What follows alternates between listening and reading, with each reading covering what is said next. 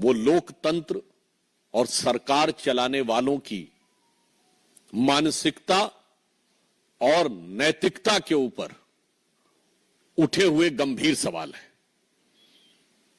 हम सब ये जानते हैं कि इस घटना को किस प्रकार से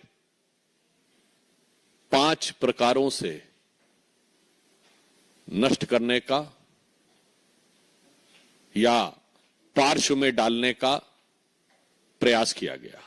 पहला विषय घटना, फिर घटना का संवेदनहीन बचाव, उसके बाद जिस निर्ममता के साथ सबूतों का नष्ट होना, उसके बाद उपद्रवियों के द्वारा वहां आतंक, और उसके बाद बयान की धमकी। और आज एक बात और स्पष्ट हो गई कि तृणमूल कांग्रेस की सरकार तो पूरी निर्लज्जता के साथ अपराधियों को संरक्षण और पोषण देने में तो लगी हुई है, परंतु इंडी गठबंधन का किरदार भी साफ हो गया। मैं देश की जनता के सामने यह बात रखना चाहता हूं कि आज तृणमूल कांग्रेस सरकार का वकील कौन है? श्री कपिल सिब्बल वकील हैं पश्चिम बंगाल सरकार के, सांसद हैं उत्तर प्रदेश की समाजवादी पार्टी के समर्थन से, और पूर्व मंत्री हैं कांग्रेस सरकार के। अब कोई किसी प्रकार का किंतु परंतु नहीं है कि ये सब एक दूसरे के अपराधों के संरक्षण के लिए खड़े हैं, और ये वही लोग हैं जो हर अलगाववादी के पक्ष में कोर्ट में खड़े होते थे, आतंकवादी तक के पक्ष में कोर्ट में खड़े होते थे, आज एक बार फिर दुर्दांत अपराधी के पक्ष में कोर्ट में खड़े हैं।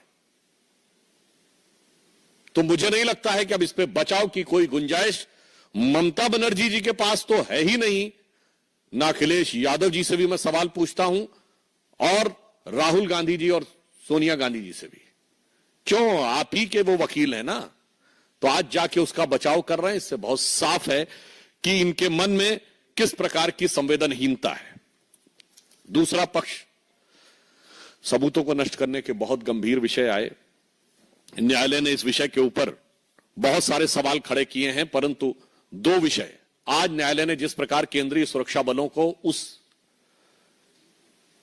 कॉलेज की सुरक्षा देने का निर्णय लिया है, इससे बहुत साफ हो जाता है कि पश्चिम बंगाल की सरकार और कोलकाता पुलिस की जो नैतिक आधार था वो स्वतः ध्वस्त हो गया।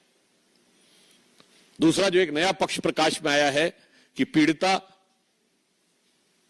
अपनी डायरी लिखती थी और वो अपने पिताजी से उसको साझा करती थी, और उसके बहुत से पन्ने और उस दिन के पन्ने गायब हैं। सबूतों की तो ऐसी श्रृंखला है कि उस विषय के ऊपर क्या बोला जाए ये कहने में, आपने देखा कि प्रिंसिपल का ट्रांसफर हो, उसको दूसरे का कॉलेज में बहाली हो, 40 से अधिक डॉक्टरों का आनन फानन में ट्रांसफर,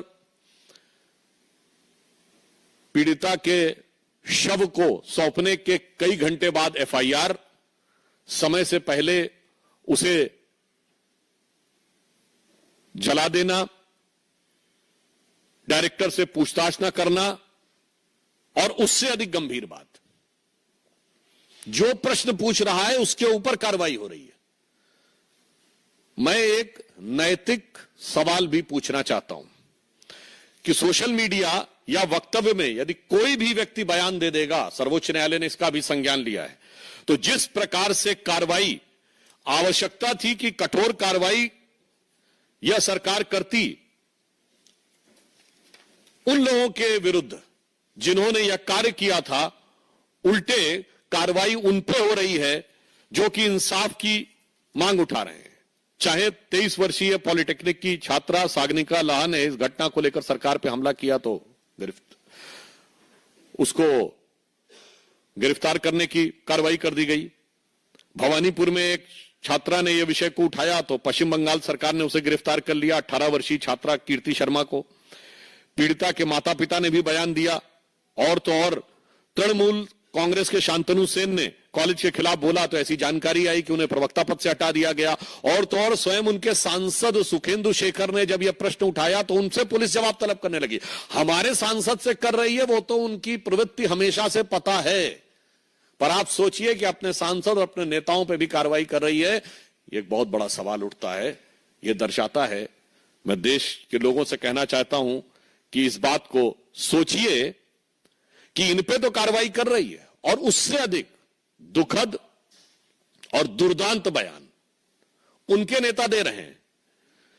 यदि उनके मंत्री उदयन गुहा ये बोलते हैं कि ममता जी की तरफ जो उंगली उठेगी तो वो उंगली तोड़ दी जाएगी, तो कोई ऐसा बयान देता है कि जो पीड़ित और आहत डॉक्टर हैं वो अपने गर्लफ्रेंड और बॉयफ्रेंड के साथ घूमने के लिए वहां बैठे हैं, तो उनके एक सांसद अरूप चक्रवर्ती इस ढंग का बयान देते हैं कि परिणाम भुगतना पड़ेगा। मैं देश के लोगों से पीड़ा और गंभीरता के साथ अपनी पार्टी की तरफ से कहना चाहता हूं कि आप सोचिए कि संविधान कितने बड़े खतरे में है आज पश्चिम बंगाल में।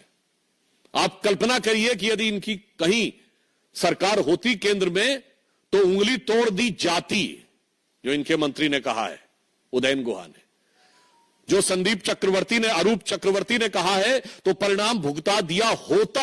आज सर्वोच्च न्यायालय और केंद्रीय बलों के हस्तक्षेप के बाद यह स्थिति है, तो मैं ये बात जिम्मेदारी के साथ कहना चाहता हूं। और आप देख रहे हैं कि इंडी गठबंधन के दलों में जो दुरभिसंधि है कि कांग्रेस के पुराने नेता, सपा के वर्तमान सांसद, सपा के समर्थन से बने वर्तमान सांसद तृणमूल कांग्रेस के वकील हैं, जिनकी ख्याति अपराधियों और अलगाववादियों का समर्थन करने की है। अर्थात अब बहुत साफ हो गया है कि संविधान इंडी गठबंधन की सरकारों में खतरे में है, और सिर्फ संविधान ही नहीं खतरे में है, जान और जहान भी खतरे में है, और मान सम्मान भी खतरे में है।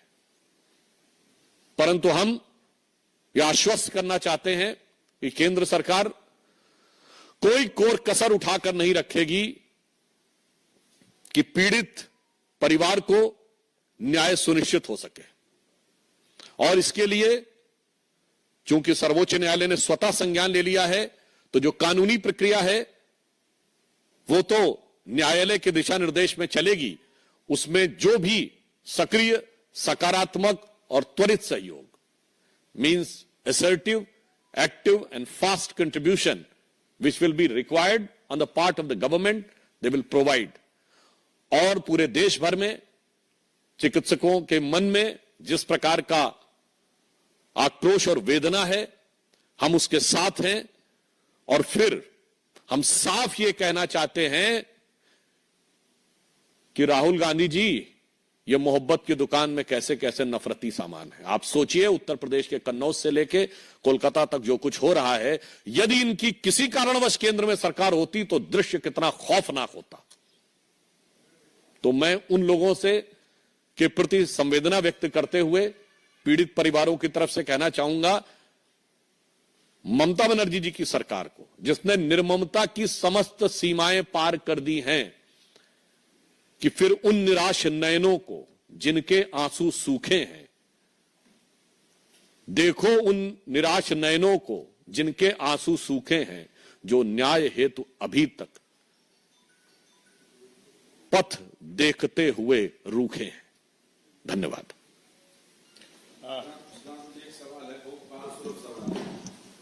आपने कहा कि मान सम्मान, संविधान यानी धन धर्म इज्जत तीनों खतरे में बंगाल में, तो क्या यहाँ पर केंद्र सरकार की कोई भूमिका नहीं होनी चाहिए? अब किस बात का